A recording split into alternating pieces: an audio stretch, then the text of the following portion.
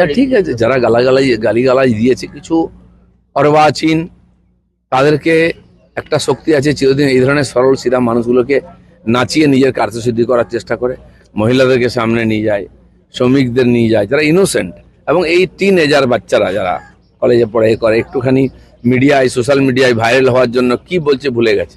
তাদের পরিবারের লোকেদেরও এরকম আছে। এই যদি জেনজি হয়, এই যদি ভারতের ভবিষ্যৎ হয়, তো কোন দিকে যাবে?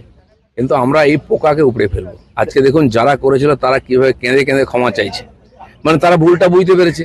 এই যে একটা মাঝখানে কদিন উৎপাত হলো, ভারতবর্ষের আন্দোলনকে কলুষিত করলো যারা, আমি তো বলি বাচ্চারা তো আছেই, কোর্ট বলেছে 18 বছরের নিচে তার বিরুদ্ধে ব্যবস্থা নেওয়া যাবে না, কিন্তু যারা ওর পিছন থেকে করেছে সবাইকে টেনে বার করতে হবে এবং আইনের সামনে আনতে হবে।